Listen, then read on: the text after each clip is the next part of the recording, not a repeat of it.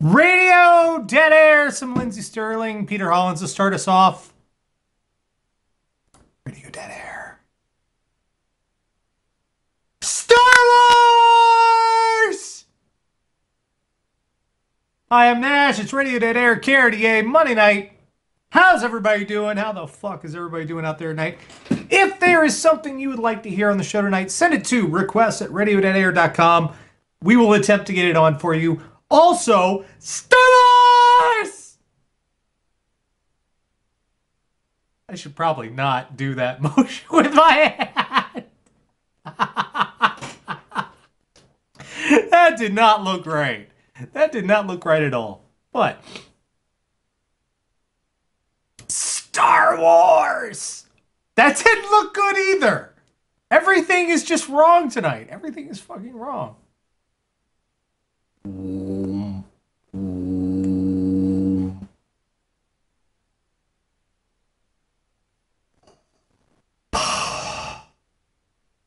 It's Monday night, Radio Dead Air. Lots to come tonight. Gonna be dragging some stuff out of the vault. Got some stuff for Producer Spotlight, Invisibles, and of course, as always, live. What the fuck is wrong with you is coming on up tonight. Plus your requests, as always. Many things to come. But fuck yes, Star Wars. I cannot explain to you guys how hyped I am for Thursday. Which I'm not quite understanding, because it's supposed to be released on December 18th, but they're showing it on December 17th, and it's not even a midnight showing, it's like 7 o'clock. So I don't understand that. But okay. I'm not complaining. Star Wars is released on December 18th, and everyone's going to see it on December 17th. And it premieres tonight. Yeah, if you didn't know, the official red carpet premiere of Star Wars The Force Awakens is happening right about now-ish. Kinda. Ish-esque. So, there are going to be people tonight who have seen The Force Awakens.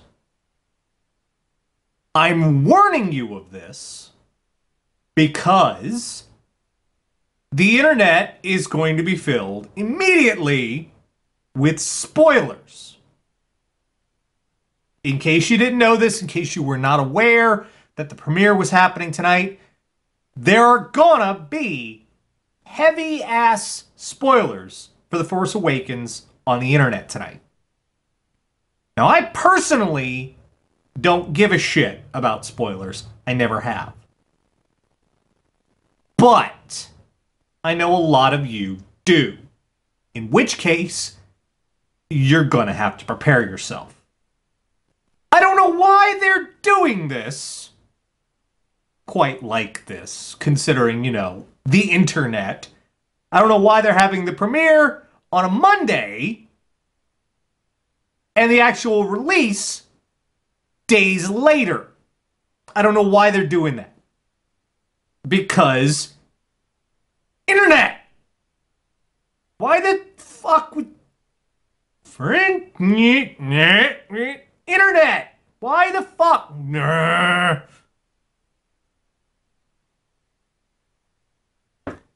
But this is your fair warning. If you're a fan, if you care about Star Wars spoilers at all, be aware when you go on your Twitters and your Facebooks, and even, this is something I've noticed too, Twitch. Okay, if you're a fan of like Twitch streams and stuff for like, you know, games and shit, goddamn, their chat is the worst ever. Because when Fallout came out, oh, they had so much fun just running around to different chats and spoiling the ending of Fallout 4. So, if you are a fan, brace yourself. There are going to be spoilers, not from me, but from the entire fucking internet. Now, from what I have been, I don't, like I said, I don't care about spoilers.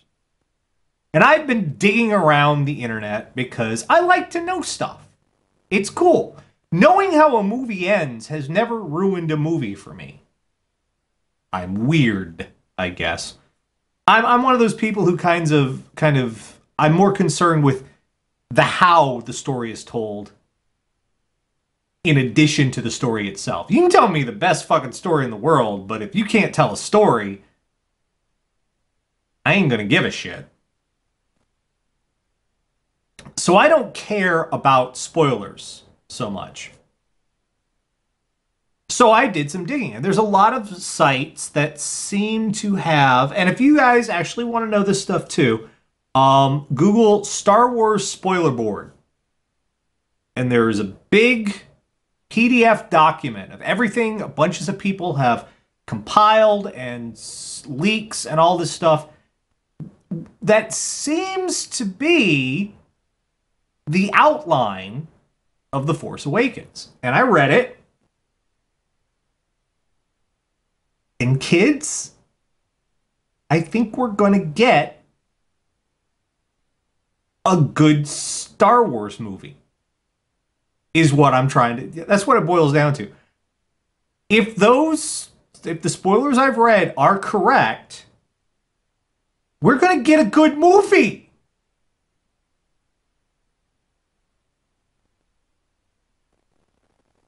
And I'm kind of scared here.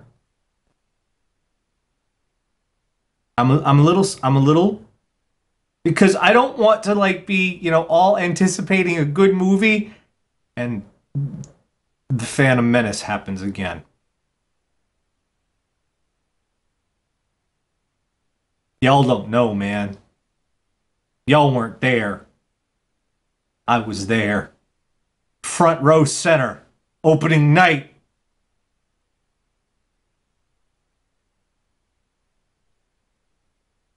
I can't unsee it.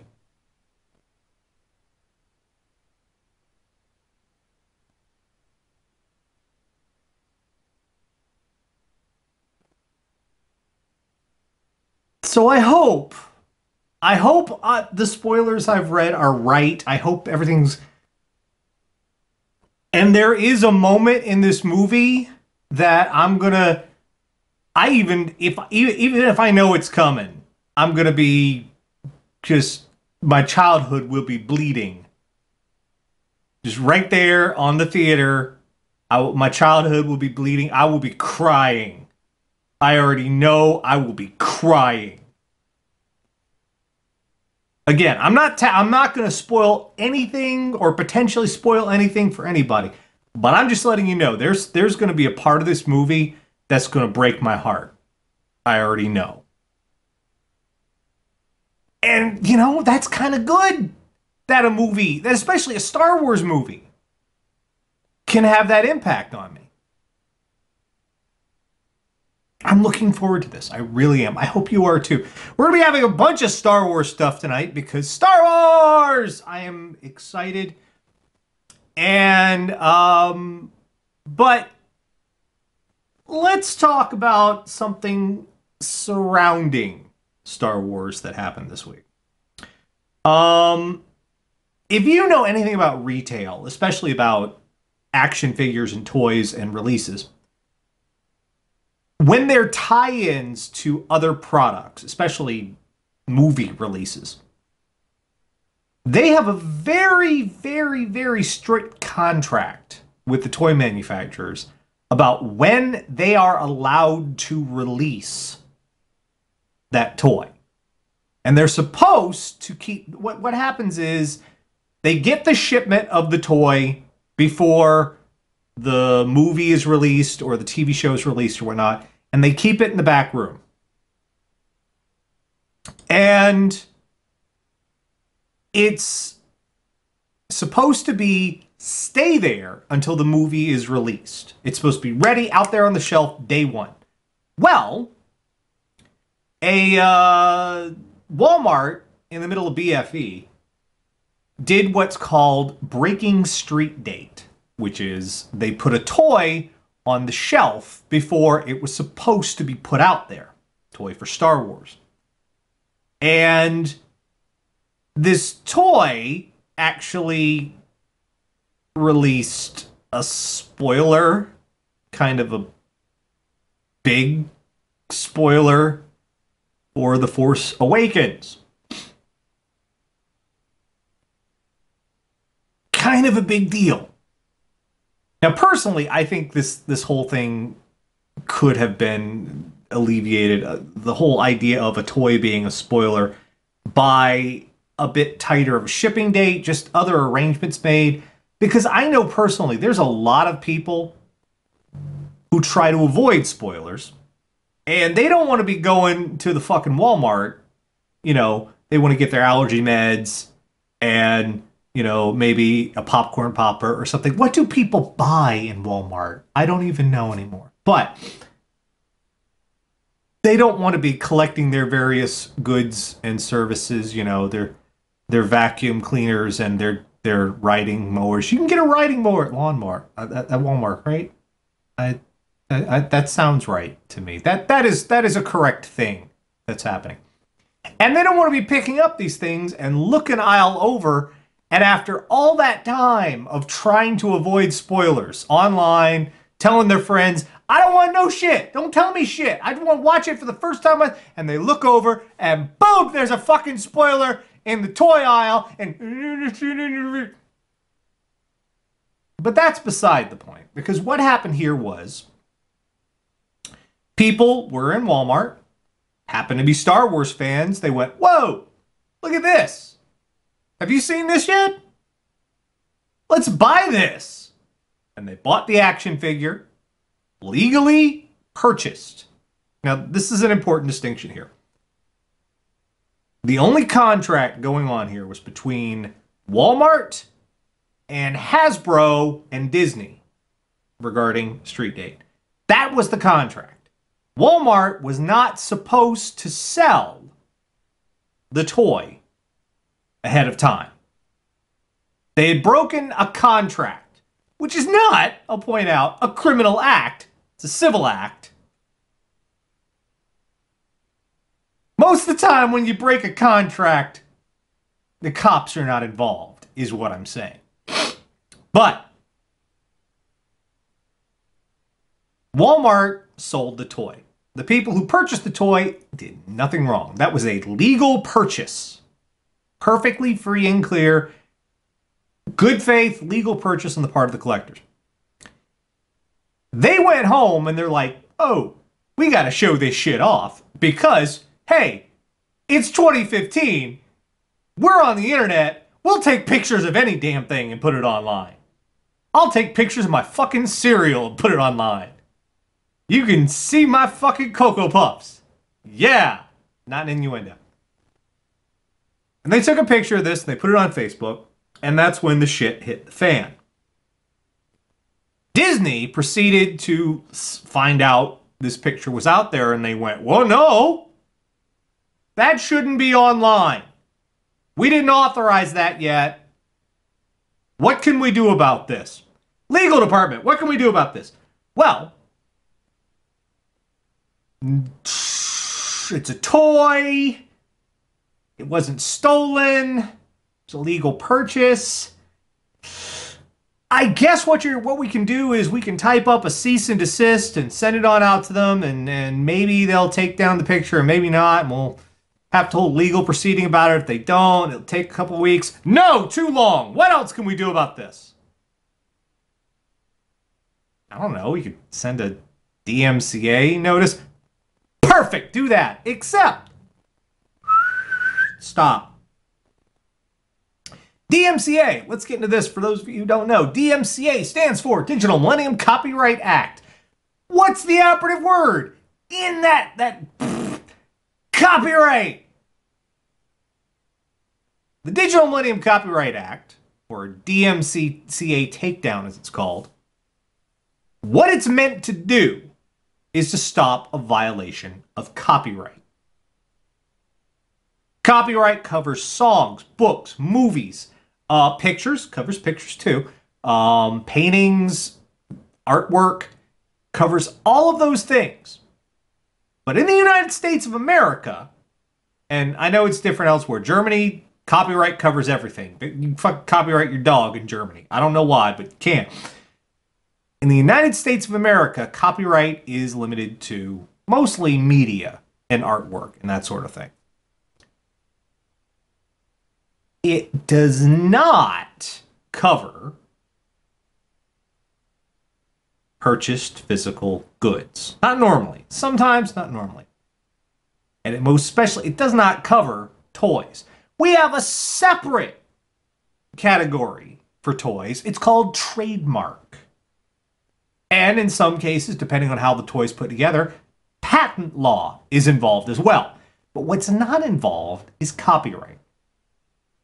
Now, the DMCA has been misused quite often by companies who want to quickly and without recourse of the people involved take stuff offline. It's not supposed to be. It's used to take down criticism. It's been used to take down reviews. It's been used to take down political dissent. I'm not kidding. The DMCA has been used for that sort of shit. It's been used quite often to take down stuff that the people who use the DMCA didn't even fucking own the rights to in the first place.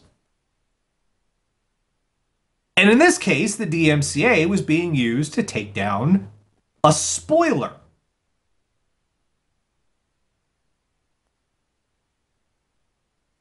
That's not what it's for. Now, I'm sure you're sitting there going, well, if they did something illegal, if Disney did something illegal by issuing this DMCA, surely they'll face some repercussions. No. There is, in fact, a clause in the Digital Millennium Copyright Act for sending a false DMCA claim. There is. It's in there. It's a $10,000 fine. But there is a stipulation that they have to prove that the DMCA was sent in bad faith. People,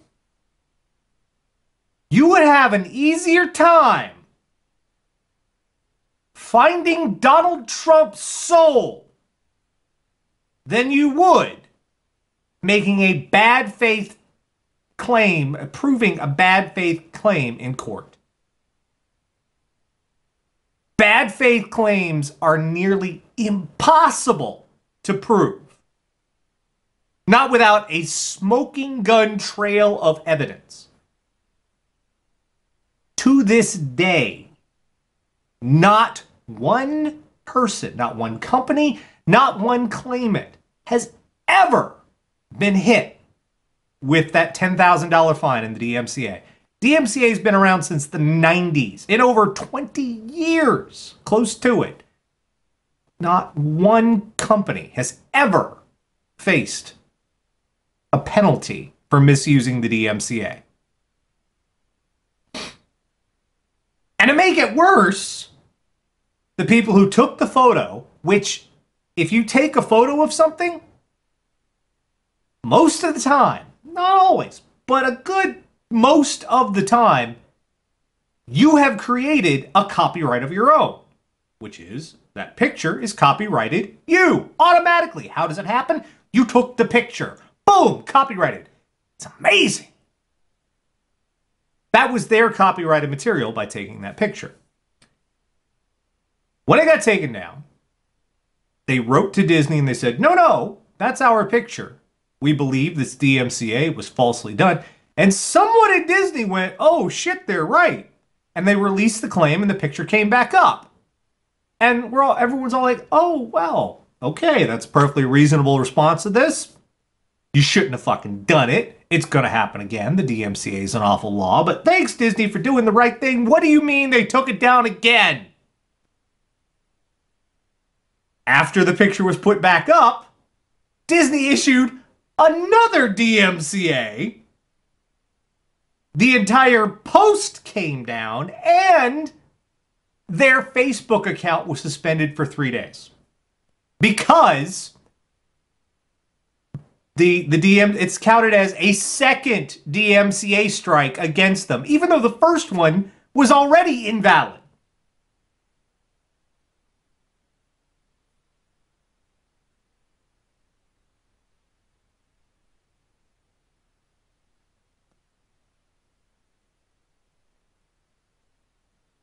And this is why hardly anyone has any respect for copyright these days. Because I actually had someone on Tumblr try and defend this shit to me. Like, hell yeah, Disney should have taken it down. Hell yeah. Because they had the right, and they didn't know the difference between copyright and trademark, which was hilarious too. But we've gotten this kind of stuff. We've gotten this vague sense. People don't know how copyright tends to work. But right now we have this vague sense of corporations. Just if they use the term intellectual property, which is a made-up term, guys. It's not. The term intellectual property is one of those vague, buzzwordy kind of fucking things. Just by invoking that, we get scared. And companies act like they can do whatever the fuck they want, and we let them because we don't understand how copyright, trademark, and patent law actually works. And they use it to pretty much bully folks. That's not what copyright was for. Copyright was created as a limited time monopoly to ensure that creators could monetize their works. Not so giant rights-holding corporations could bully people. And because here's the implication of what Disney was saying. By using a Digital Millennium Copyright Act takedown, Disney said, we own that picture because it has our intellectual property in it. We own that you took a picture of. We own it. And if you extend that legal reasoning outward, that means anytime you take a picture of something with a Disney-owned property in it, Disney owns your picture and can control whether you can post it or not. That's the legal rationale Disney used. Whether they actually said that or not, that's how the law works. Essentially, this legal rationale could extend out to, if your kid gets a picture taken with Mickey Mouse, Disney can decide you can't post it because... And that's not how it works, but that's what using the DMCA implied. And that's not what it's for. So fucking shame on Disney for this bullshit. Fucking shame on them. You know? Put a goddamn damper on everything for me. Shame on Disney. Fucking shame. Shame, shame, shame. So anyway, moving right along, it's time for the Invisibles, and we're having a special Invisibles tonight. Because this last week, I went to a concert for this guy. You've probably never heard of him. You've probably never heard of this guy. Frank Turner. Do you guys know him? You probably don't know him. Frank Turner had a concert at Peoria, Illinois. I went to. It was awesome. I drove 90 minutes to attend this concert, which is not too bad. Drove 90 minutes, get to the concert. Great fucking show. It's rare when I enjoy opening acts, but there were two opening acts on the show, and I really dug them. And then, of course, there was Frank Turner. And I'll tell you folks something.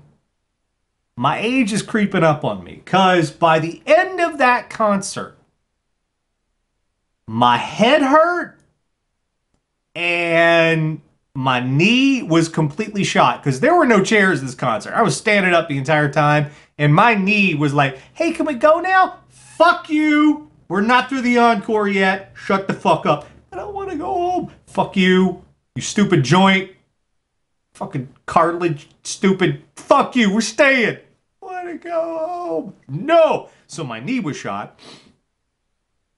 And I stood maybe, perhaps, a wee bit too close to the half stack, because after the concert and through the next day, a good 18 hours later, all I could hear was "ee." It was like a test of the emergency broadcast system in my fucking skull. And you stood too close to the speaker where you talk to yourself and you have to speak louder to hear yourself. That's how you know you stood too close to the speaker. So I was a bit, torn up by the end of it. But you know what? Abso-fucking-lutely worth it.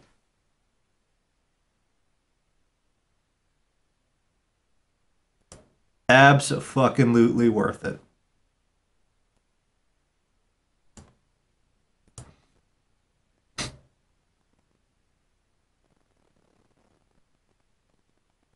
I'll tell you what, Frank Turner, he's a lovely man.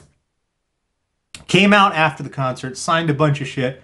I talked to him. I said, I pretty much the first words that came out of my mouth when I talked to him was, thank you. Because I told him I had a shit few years and his music really helped me get through it. And he was, and you could see on his face, he was like, oh no, man. He's like, well, I hope things are on the upswing. And I said, you know what? I don't know, but I still got the albums. So, fucker gives me a hug. And it's just the sweetest, kindest dude ever. He's good people, Frank Turner. And then I gave him a Monster Energy drink, and I said, that's in case you need that tomorrow, and I left. But he's good people. Also, as you can see, I am not a small guy. I'm at about 6'1".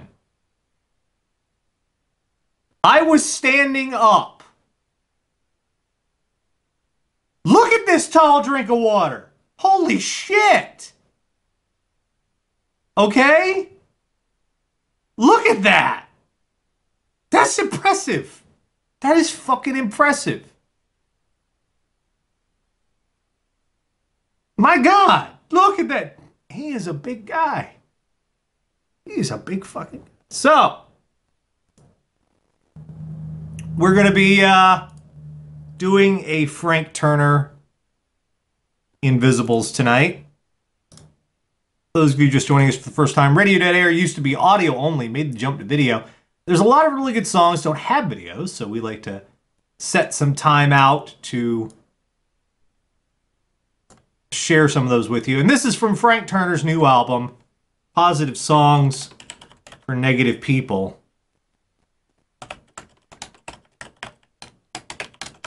Which is, it's a great album. Some people didn't like it that much. They can fuck and kiss my ass. But we're going to start with a track from that. This is called, where is it? What is it called? Oh yeah. What is the thing? I don't know. I'm doing my own show. I don't know. This is from Frank Turner's album, Positive Songs for Negative People. This is the opening act of Spring.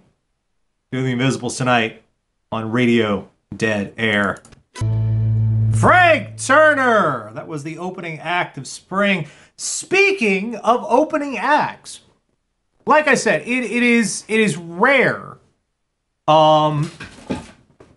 that I like an opening act. Opening acts, Paul and Storm have a great song about this. Maybe we'll play it later. It's called The Opening Band, and you always get the feeling the opening band is the barrier to the people you actually paid to see. So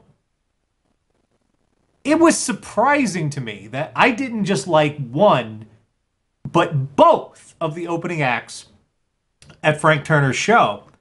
And I wanted to share with you some music from them right now. The first one is relatively local to me here in beautiful Shermer, Illinois.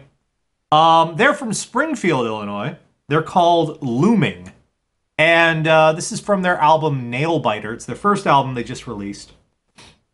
And I'll let you give it a listen. It really invokes like some older bands. I get a very Cranberries vibe off of them. Lead singer's got a fantastic, very distinct voice on her, and I dig it. This is from their album Nailbiter. This is Looming. The song is called Onward. Radio Dead Air. From Springfield, Ohio, that is a little band called Looming. Their first album is Nailbiter, and that was Onward. I saw them live. Good people, good band. So give them check them out. They've got some shit up on SoundCloud. Check that out too. Website, all that, etc., etc. Yes. The other opening act was a little one from Milwaukee, Wisconsin. The full band wasn't there, but lead singer and the bassist, who's also his brother as well, Trapper Shep, that's their name, little Americana band, and I like this kid. I like this kid a lot. He had a good rapport with the crowd. I liked his music. I liked his presentation. It was good shit. From their album, Run Engine Run, this is Trapper Shep and the Shades. Tune's called Cold Deck, doing the Invisibles tonight on Radio Dead Air. From the album Run Engine Run, that's Trapper Shep and the Shades. Cold Deck. I'm telling you, I dug the fuck out of that band. Good guys. And finally tonight, we're going to go back to an oldie but a goodie from our dear friend Frank Turner. This is one of the earliest songs that kind of really got me into Frank. I love this one. Love it to death. Damned if I can ever remember all the words to it, because it's just way too ridiculously complex. But that's part of why I like it. He's a consummate lyricist, and I love what he does. From the album Love, Heir, and Song, this is Frank Turner with the title track. Doing the Invisibles. Radio Dead Air. Frank Turner, title track from the album Love, Heir, and Song. Before that, we had Trapper Shep, the Shades, Cold Deck. Local band from here in Illinois, Springfield, Illinois. That was Looming with Onward. Started again with Frank Turner from Positive Songs for Negative People. The opening act of spring. Radio Dead Air, KRDA. Lots more to come tonight. Are we having fun so far? Are you having fun? I'm having fun. Or maybe I'm not. You can't tell. You don't know. You don't know me. Oh, it is Monday, Monday, Monday. We have lots to come. We have live What the Fuck Is Wrong With You on its way.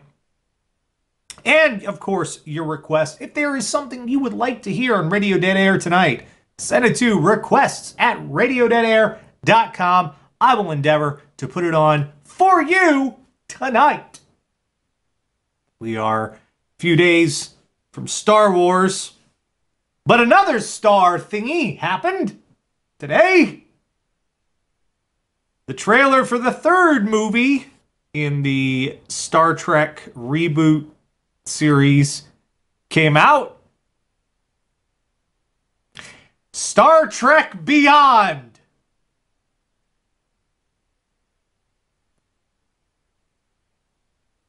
I wish I was kidding with this next bit. Brought to you by the director of The Fast and the Furious.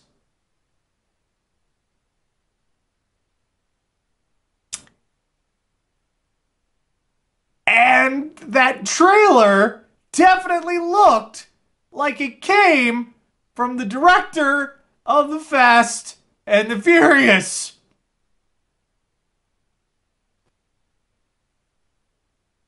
You know how normally Star Trek, you tend to anticipate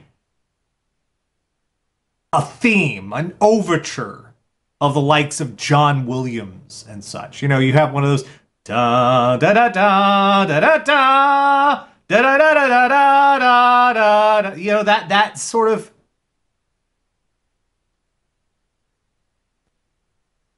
the music bed for the Star Trek Beyond trailer was not an instrumental of that ilk.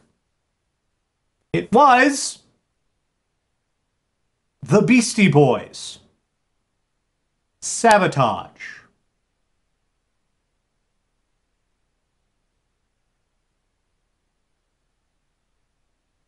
Oh. Oh.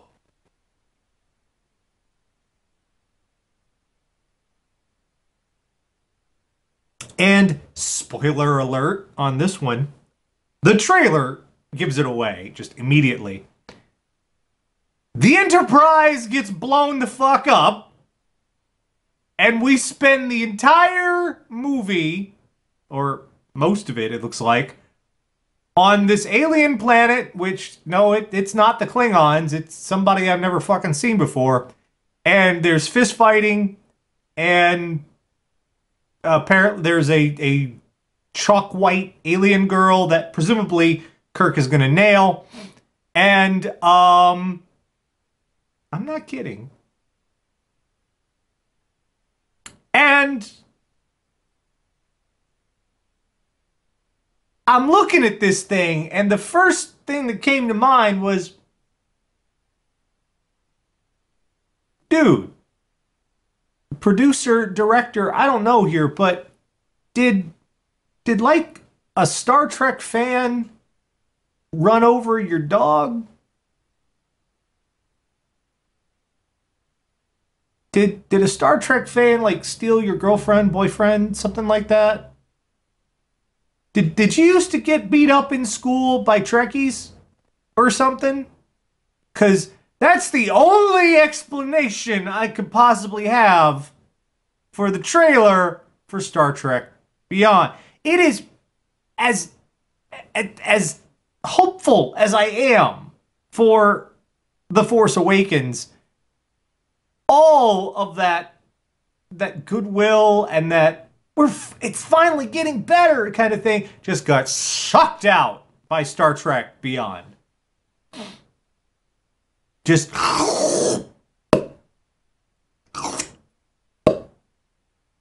I want to see that movie not at all. In fact, this, honestly, I'm going to say this. As we get closer to release and more comes out about the film, this may be the first Star Trek movie I ever skip. I have seen every Star Trek film in the theater with the exception of the first one. But I saw all the others in the theater. I think I might skip this one.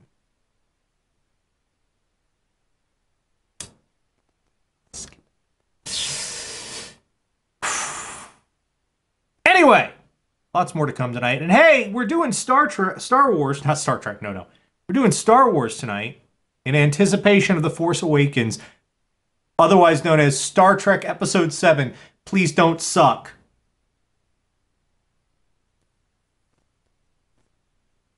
So, just don't suck. I don't care. You can have fucking Jar Jar in the fucking background. I don't care. Just don't suck. Just please don't. Star Wars Episode 7. Just please don't suck. Star Trek, Star Wars, what the fuck ever. Fuck you. I had to sit through that trailer, goddammit. I've had a long day. In anticipation of Star Wars Episode 7. I did a thing about Star Wars. Let's have a look at my thing about Star Wars. And then when it's over, when this is over, when we come back, I'm going to talk a little bit about the expanded universe material that's come out since I made this video and the new canon of Star Wars. We'll talk about a little about that because there have been some new stuff published, and I've looked at a good deal of it, and we'll talk about what's taken the place of the expanding universe. But in the meanwhile, let's have a look at this, shall we? Radio Dead Air. Mick Jagger. Weird video. Had Star Wars retold by someone who hasn't seen it. The Star Wars that I used to know. We also had a high school drama there. If you watch that music video, which is kind of an astonishing little music video, there's little Star Wars references all through it. It's very geeky. I dig it. We started with Here There Be Dragons. the expanded trash can, the end of the EU. Now, what's happened since then is the Star Wars expanded universe has reconstituted, or is in the process of doing so. There are new books, new comics, new games, new stuff that's being released. And this time, all of these releases are in conjunction with the Lucasfilm Story Group. So, in theory, or at least in public relations releases, these new materials are in line with the old stuff and the new stuff. It's all canon now. So what have we had so far from this, and how does it reflect on what had come before? Well, let's talk about it, because I've been looking through some of this stuff. First off, the best stuff that's come from all of this is Marvel's new Star Wars comics series, which you should be reading this. It's honestly the best comic Marvel is producing right now. Hands down. It's amazing. And even more so, the Darth Vader comics from Marvel are even better. These are set between A New Hope and Empire Strikes Back. And they're fascinating. Not only are they told really, really well, but the Darth Vader comics, they bring such an insight and a depth to the portrayal that the prequels, fuck those. Because compared to that, you can see aspects of Vader's character in this. Just so well done. Fantastically done. If you get anything from the new Star Wars stuff, it should be the Marvel Comics series, because so far, they've been fantastic. Next up would be probably the most visible one for folks who don't read comics, and that would be Disney's Star Wars Rebels series. And I will admit, the first season of Rebels was not, I'd say mediocre is the best description for it. The first season was a lot of establishment. It was a lot of establishing where these characters came from, who they were, what they were going to be, how they fit in to everything. So it was the launching off point for everything. And so the first season was a little. The second season, however, has proved to be much better, especially considering they're using it as a way to bring in a lot of characters and storylines that weren't finished in the Clone Wars TV series. Which, again, Clone Wars went back and forth. They had a lot of really good stuff going on. Pretty much the Clone Wars cartoon, if there's anything that does not involve Anakin or Boba Fett, it's a really good series. And the minute Anakin and Boba Fett are on screen, it's like, oh, Jesus Christ, shut the fuck up. Just shut the fuck up. Everything else is great. So Star Wars Rebels Season 2 is picking up a lot of that. It's brought back some of the clone troopers that were around in it. It's brought back Darth Vader's apprentice, or rather I should say Anakin Skywalker's apprentice, Ahsoka Tano. And it's leading up to a finale that I'm kind of dreading, but also really anticipating. That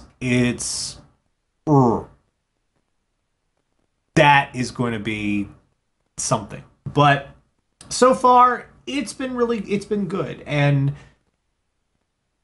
I will say even Freddie Prinze Jr. has put in a performance that I don't have a problem with. And that's saying a lot. So I'd advise you check that out. Now, that's the good stuff.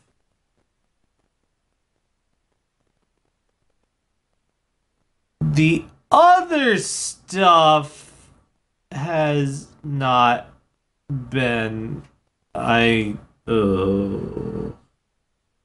Alright.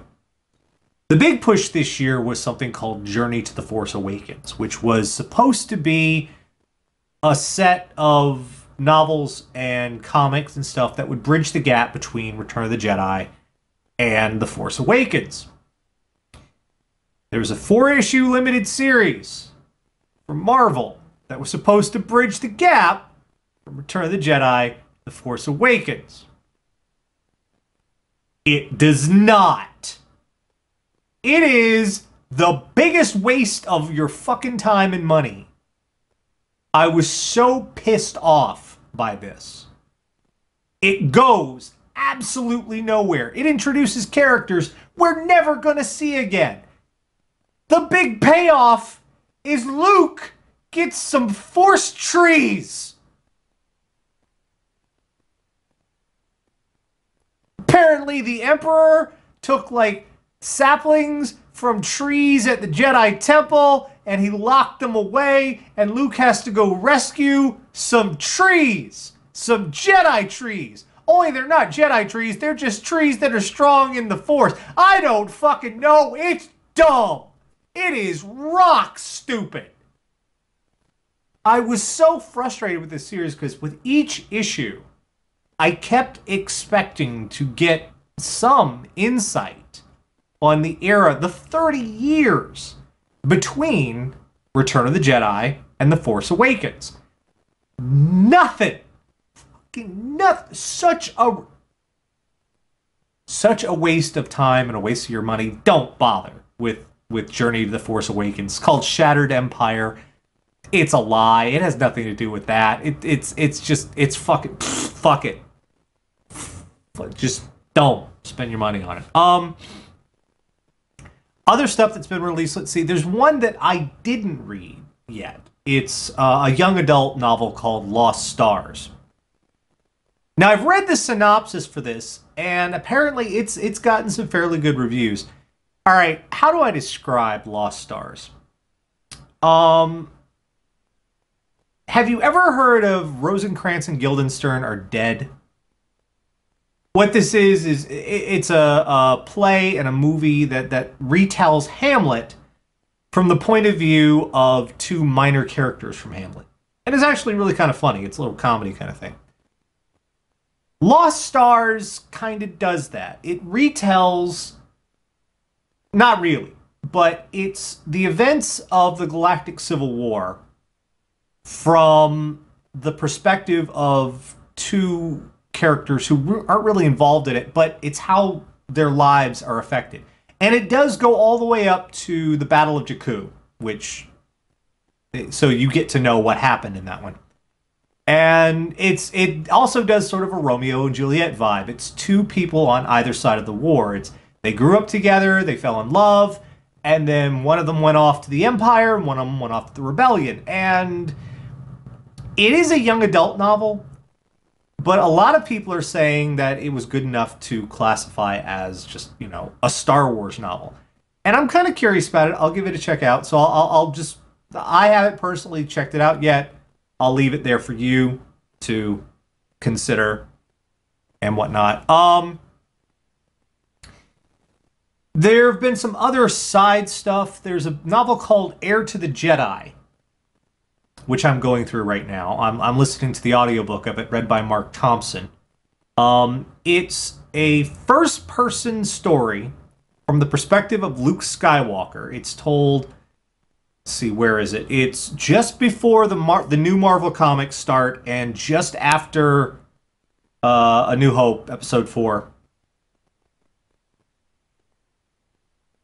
And I'm a little ashamed. All right, the title, Heir to the Jedi, is supposed to invoke Heir to the Empire, which was written by Timothy Zahn. It is a fantastic little trilogy. Even now, even with the new fucking movies coming out, you still need to read the Thrawn trilogy by Timothy Zahn, because those were fantastic books. Great stories.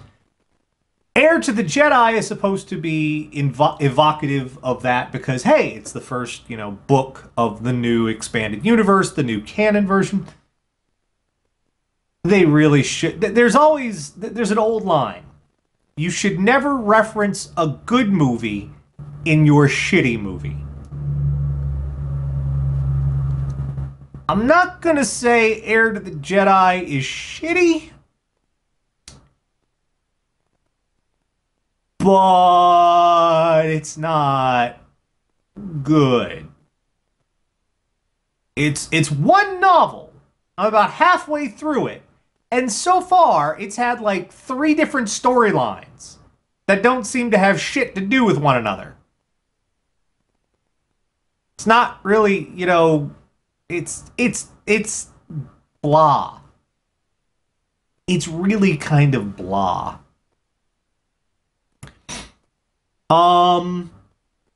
What other ones have come out? There is another new release, which it kind of confused me they went with this. 3 more young adult novels, which I actually peeked at just out of sheer curiosity. And these are young adult retellings of the first 3 Star Wars movies: A New Hope, Empire Strikes Back, Return of the Jedi. I'm going to say that again. Young adult novels retelling the original Star Wars trilogy.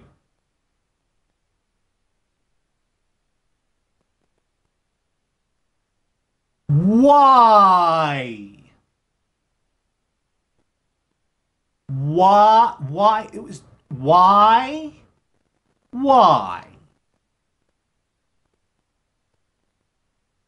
I kind of thought, correct me if I'm wrong, that the first 3 Star Wars movies were for a family audience. They were for all audiences. I saw them when I was kind of really tiny. I saw those movies. I had no trouble following them. From whose point of view? From Luke, Leia, and Han. It's not like, you know what, if they retold those movies from Chewbacca's perspective, I might read that shit. I might be all over that. If they retold the original trilogy from, like, I don't know, Darth Vader's perspective, shit, I would be all about that. That would be actually kind of... Shit, now that I'm saying it, doesn't that sound kind of cool to you? Just, you know, a book that retells Star Wars from Darth Vader's perspective. Shit! I'd buy that. But retelling it from the same perspective that we already fucking had. Why would you do that? Why would you...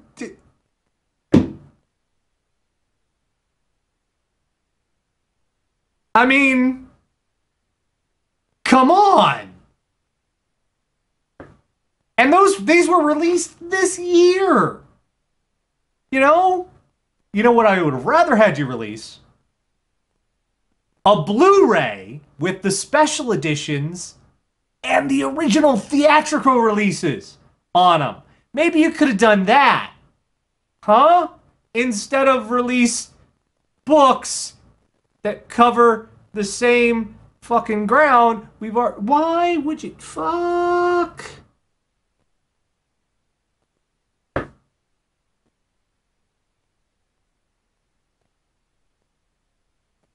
So yeah, it's basically, there have been a lot of misfires, especially in the promotional material that have been leading up to The Force Awakens. Aftermath was one I literally could not read.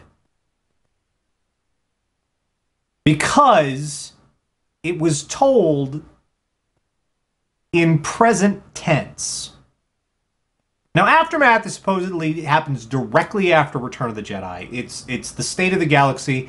Great, the Empire's over. Now the Republic will rule and everybody's happy. Well, no, when you topple a government, that's not what happens. Shit gets a little messy. Especially when, you know, the entire army that you were fighting, yeah, they still have all their guns and spaceships and shit. So it's not just suddenly everybody's happy. So Aftermath was supposed to tell the story of it's over, but it's not exactly over. Unfortunately, they told it in present tense. Now, most of the novels and stories you read are told in past tense. And that's just, I don't know if it's a superior way of telling it. I can't really tell. But it's a way of reading that many of you have gotten used to. I guess it's sort of like if you read manga, you understand reading the opposite direction. You're used to that because you've done that. But someone reading manga for the first time, it takes a while to adjust to because you're going the wrong direction, and it can be very distracting. Writing prose in present tense is also very distracting. So I couldn't read it. It just meddled with my brain trying to read the book. And that was a bad decision because this was supposed to be an important one and jumping off, and I just couldn't do it. So, yeah. All in all, I'd say the stuff that's supposed to have been the run-up and the lead-in to The Force Awakens has all been kind of botched. And I don't know why. I suspect a lot of that had to come from the actual film crew trying to keep a wrap on the story for The Force Awakens. I can appreciate that somewhat, but you had to let him have some. If you're making this big promotional event to show people, here's what happened, here's the rest of the story, and you don't actually give them the story, that's a little bullshit.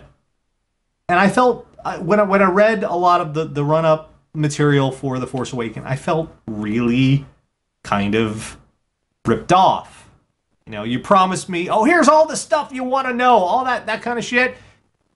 Yeah, we ain't telling you shit. Fuck you. We got your money. We got your money. We got your money. And I really kind of felt a little cheated by that. So if you were curious this week, if you were thinking of before The Force Awakens, hey, maybe I'll check out some of that stuff to get myself psyched up. Don't. You're not going to find out anything new about The Force Awakens from any of that secondaries. It's really not good. It really isn't. However, of the new release stuff, what I can recommend is definitely the Star Wars comic books. They're awesome. So if you want to get yourself psyched up and you've watched the movies to death, read the Star Wars comic books. They're great. And there's not that many of them. There's only 12 or so issues right now because they haven't been going for very long. I'm going to sneeze. I snows. Snows? Sneezed? Snows? I like snows better. I snows. I snows. Sounds better, doesn't it? Marvel Star Wars comic books, great stuff. There's only like 12 issues or so there's not a whole lot to worry about missing out on there. So it's good stuff. The Darth Vader books in particular, great. The Rebels, Disney's Rebels, Star Wars Rebels, good. That's good stuff too. So, you know, it's not great. That first season, it takes a while to get into it. You have to want to watch it. But it does build up well. The second season has been really good. Give that a look if you want something. The rest of it maybe lost stars, but the rest of it, it's been kind of lackluster. So we've lost the old EU. It's going to take a while to rebuild. Fortunately, I will say Marvel Star Wars comics are definitely working on it because they've already they're building up the expanded universe again very slowly, and they're doing a good job of it. We'll get there. We'll get that kind of extended stuff again. So there we go. All right, more stuff. Got plenty of requests for tonight. Let's see what's up. Live, What the Fuck is Wrong with You will be coming up in approximately 30 minutes. What do we got? Tell them what they've won, Johnny. Oh, yeah. Of course of course we'll do this one. Because why not? MC Chris. He's a good dude. Check this out. Radio, Dead Air. Radio, Dead Air, Cartier, Monday night. Dessa, Call Off Your Ghost. Mystery Skulls, Unstoppable, Goldfish, Cruising Through. We had the Star Wars Duel of the Fates sing-along. Also had E-Rock doing the Imperial March meets metal. Find him on the YouTubes. He's good people. Good shit. MC Chris started us off. My backpack's got jets. I'm Boba the Fett. You're going to be having that in your head all damn week. That is an earworm from hell. It's Monday night, Radio Dead Air, KRDA. Lots of good stuff coming up. Some producer spotlight. And hey, more of your requests. If there is something you would like to hear, send it to request@radiodeadair.com. I will endeavor to get that shit on the air for you tonight. Plus, there's a little more Star Warsy stuff. I've got a little bit of a weird thing about Lucas to talk about, and it's not what you think. It's actually not. I've had a rethink about this stuff lately. Trust me, you're going to be a little surprised. No, really, you're going to be surprised. I was surprised. All that and more tonight on Radio Dead Air. It's what we do. But it's almost time. First off, I want to talk about our Patreon shout-out sponsors. And once again, to all of you out there who contribute to the Radio Dead Air Patreon, to all you folks who chip in a little each month, thank you. You help make Radio Dead Air possible. And I don't know if I express this well enough to you folks, to you almost 200 of you, and hopefully more. Hey, there's if you're not, hey, there's the link is right, patreon.com/radiodeadair. Please, I like food. But no, seriously, to all of you guys who help each month, I appreciate it. Really, you help make all this possible, and this is your fault. So, but for the people at $30 and $50 level, we have our Patreon shout-out rewards. Those folks who give a little bit more and get a little bit more. People like Zenith will Review, Media Meltdown, retrospectives, reviews, interviews, cool shit going on there. Give his stuff a look. You can find him on YouTube, Zenith will Review. Go, like, subscribe. He's worth it. It's good people. Raocow! It's a YouTuber, Let's Player, and a very, very weird person, as you no doubt saw a little bit earlier. You can find his stuff on YouTube, or a very simple way to go about it. Just go to raocow.com. Magic Steve! Magic and reviews and balloons. He's a cool dude. Check his stuff out on YouTube, Magic Steve 83. You'll find him there. Oh yes, you will. Geekvision.tv. Wonderful site made up of wonderful people. I know quite a few of them. They're good folks. They have blogs and comedy and reviews and all sorts of cool shit there. Check them out. Geekvision.tv. He played, she played, husband and wife Let's Players. He's playing Batman Arkham Knight. She's playing The Last of Us right now, although they've done a bunch of other stuff. You can go and watch their stuff. It's entertaining. Find it on YouTube. He played, she played. Mark Grondin does Spectrum Pulse music and pop culture review show on YouTube, and he's also written his first novel, To Kill a Dragon. It's a fantasy novel. Check it out. You can find it all. Just $2.99 for a whole novel. The future's amazing. Find out that on morningrainpublishing.com. Finally, Paradise and Fairies, anime and video games, and a three-legged dog. Find the reviews and the stuff, all of that there. Check it out, paradiseandfairies.com. And if you're interested, if you're like, Nash, you recommend all these sites, but I hate Googling because I don't know how. Don't worry, there's links right down here. Not what you think. Why do you always think that? The links are not my junk. Scroll down the Radio Dead Air Live page. Scroll down. You'll find links to everybody who has helped out with our Patreon shout-outs and at the Patreon level. Folks, thanks to everyone, every single one of you who helps contribute to Radio Dead Air and makes this nonsense possible. Once again, this is your fault. I bear no responsibility. That's the message you're taking home tonight. While we're getting set up for live, what the fuck is wrong with you here? I want to mention I'm doing a little experiment tonight. I rarely do this because it's a little uneven sometimes, but I'm running Radio Dead Air. I'm transmitting it through my VPN instead of just straight through my internet connection tonight. I'm testing something out to see if the streaming is belch. Probably isn't. Now, I'm testing something out to see if the stream is a little more reliable this way. I notice I tend to have problems when I just go through Comcast. I'm starting to suspect, based on some stuff I've read online, that Comcast may not like the fact that I'm streaming and may be surreptitiously and quite against the regulations of net neutrality that they've agreed to, might be doing a little throttling on me. So I'm attempting it through my VPN just to see maybe if I mask what I'm streaming to, in which case you fuckers are violating net neutrality, you fuckers.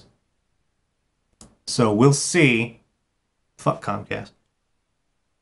So if there are any hiccups tonight, that's why. If it gives us problems, I'm going to stop and just turn it off and go to the straight connection. We might have a little bit of a stop and restart, just warning you ahead of time. So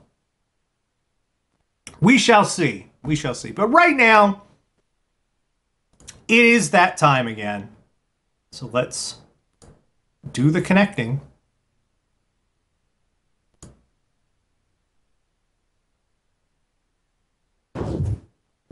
Hello. Hello. Hello. Hello. Hey, Tara, how are you? I'm Star Wars.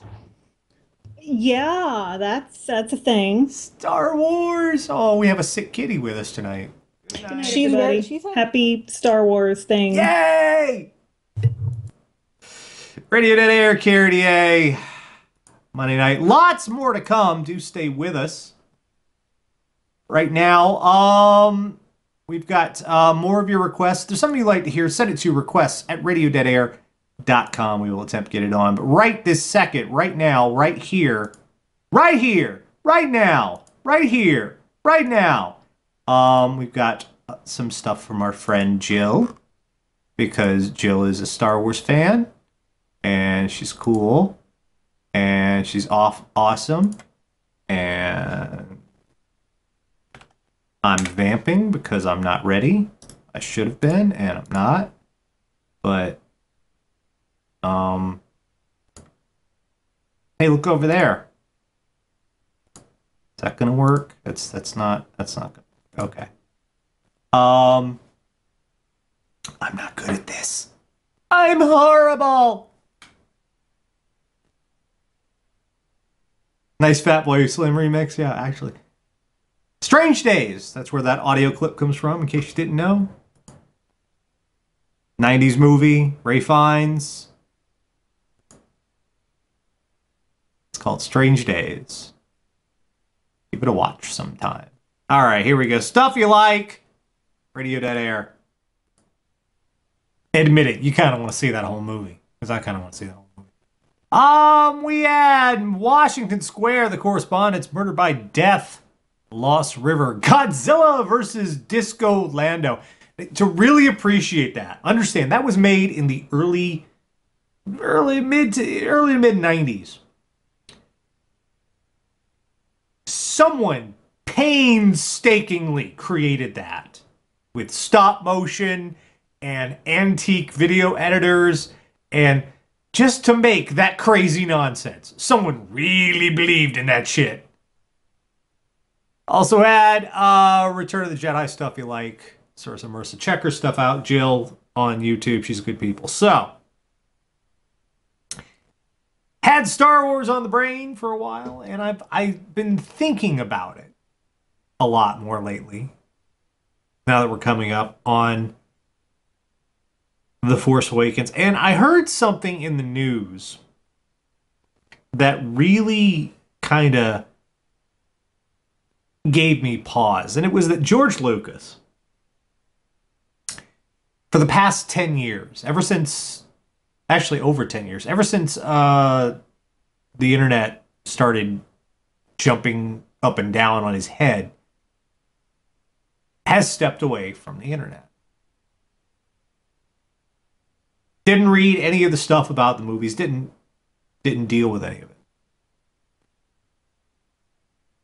And it might seem like a little bit of a thing, but it kind of made me stop and really think. And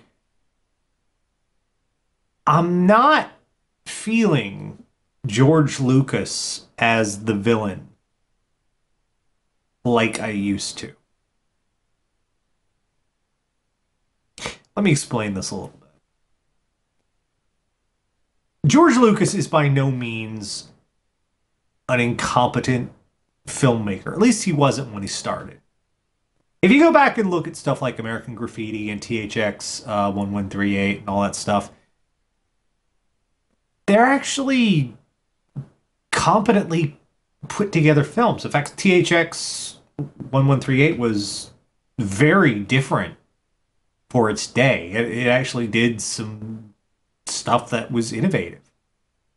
And Lucas did have a whole lot of innovation, especially when it came to effects.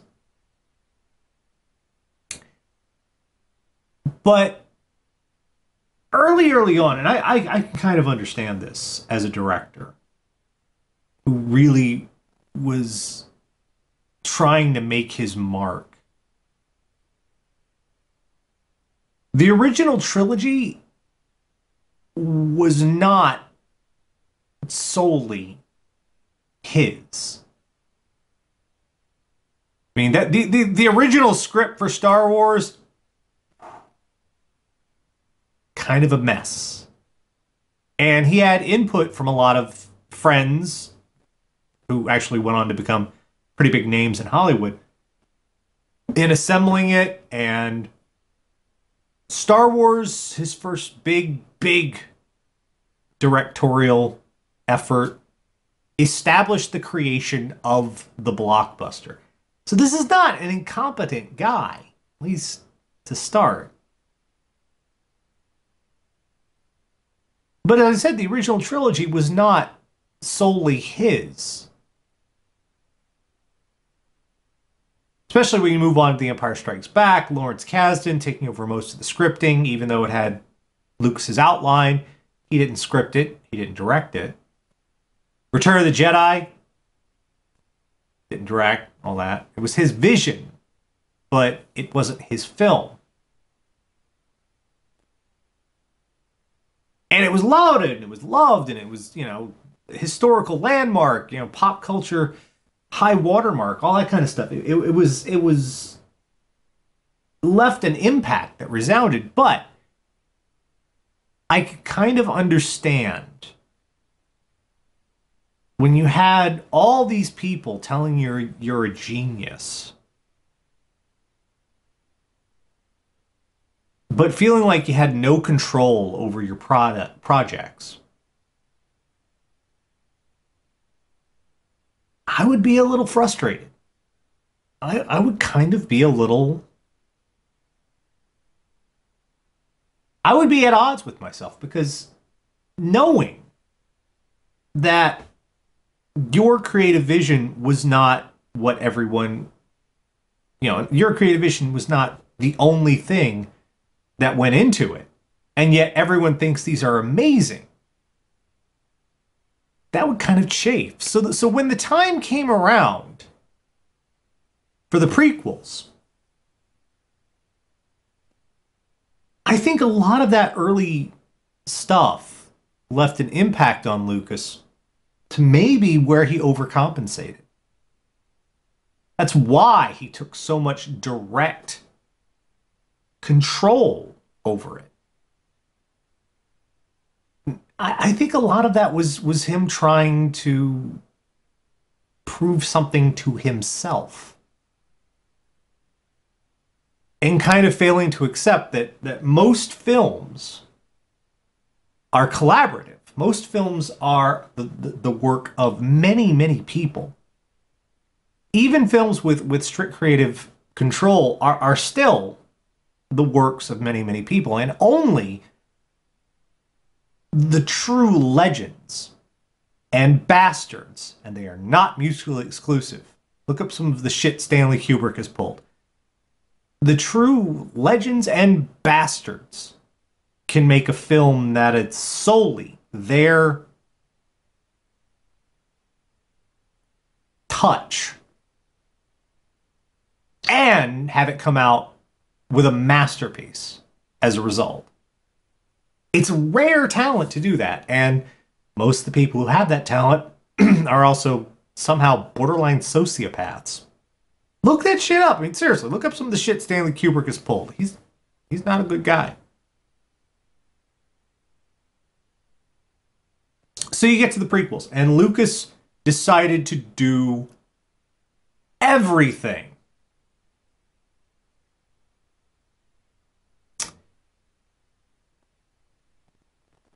And he's not... I'm not saying he's incompetent. I'm not saying he doesn't have talent. I'm saying he tried to prove he could do everything, and he couldn't.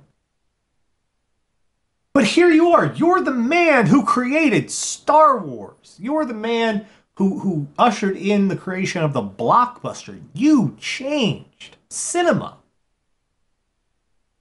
Surely you must be able to make an entire movie all by yourself, singular vision.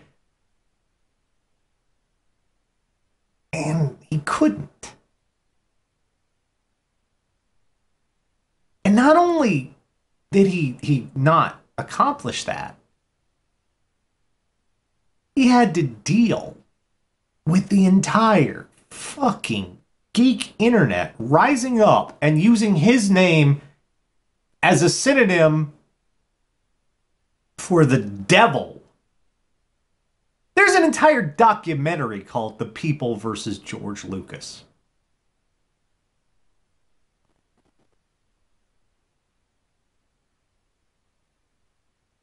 And I kind of I've started to think back on this.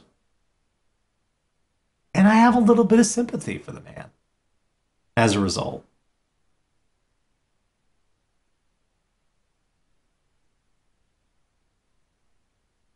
Just looking over all he did accomplish and all he tried to accomplish,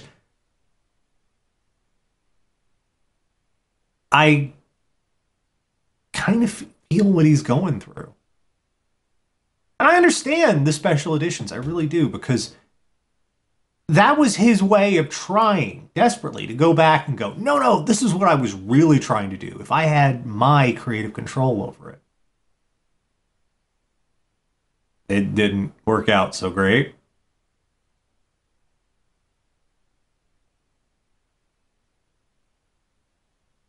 But just imagine what it must be like to be in his position.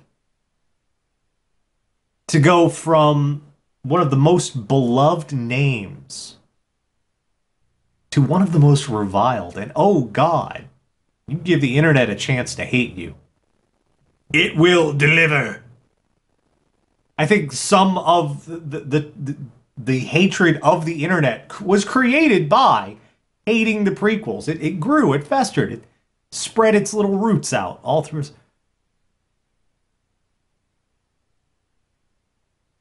So I'm having a lot more these days because now it's coming back.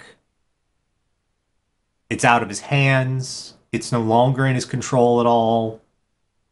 He's had to let it go. Everyone is cheering for it, and part of what they're cheering for is that he's not a part of it anymore. But it was his idea.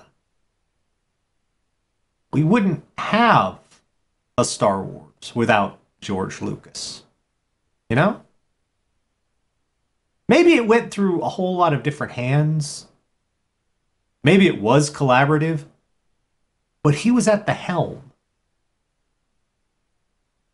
And I think maybe, just maybe, if Lucas, for the prequels, had allowed it to be collaborative, things would have been different. But I know, part of me is just saying, that was his his wrestling with himself was why he took so much control over it. I'm speaking from my opinion based on, my own experiences, limited those they may be, with all this goofy crap.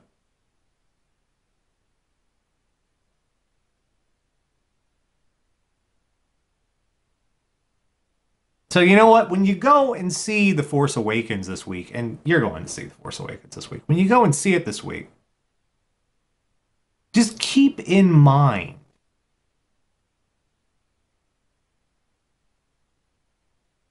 yeah, it's probably going to be really good and we're going to love it. But don't come out of there and have the first thing you say be, wow, so much better than George Lucas.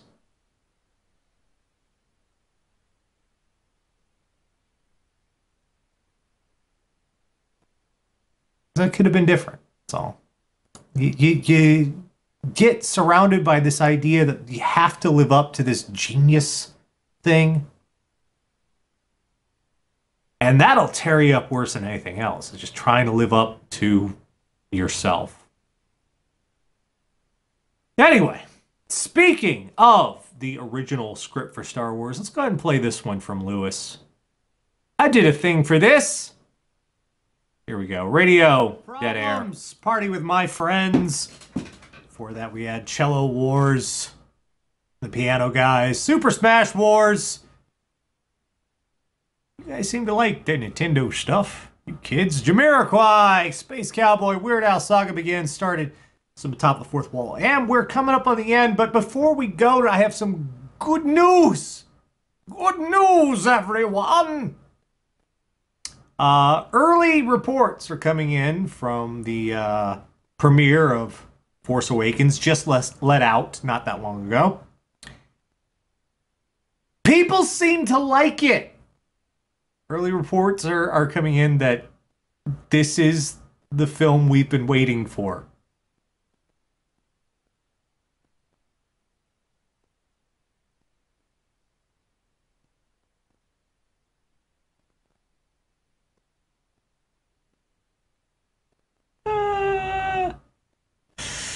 Oh, fucking finally! The idea of having, so many years later, a Star Wars film that I'll willingly watch multiple times. I'm sorry, you can only watch the original trilogy so many times before it's just like, I've fucking seen it. So I'm so fucking happy. No actual spoilers have come out yet to verify or disprove anything I've heard so far, but I'll be keeping an eye on it. But yeah. Yay! Yay! So that's it. It's coming this Thursday. Star Wars. Yeah. Well, everybody, that's going to just about do it for this week. And don't worry, because next week, we've got something else special. Next week is Radio Dead Air's Chris Kwanzaanicus Dismiss special. That is the Chris Kwanzaanicus Dismiss special here on Radio Dead Air, our holiday show. I look forward to this one all year. Be sure to join us. Chris Kwanzaanicus Dismiss and Star Wars and yay! Be back next week, same bad time, same bad channel. And meanwhile, this is Nash saying, stick a stake in me. I'm done. What are we going on tonight? Nerf Herder. Let's do that. Let's do Nerf Herder. Kids, be safe, be good, look after one another, have yourselves a good week. I will see you back here next Monday night. Radio Dead Air. Take her easy, everybody.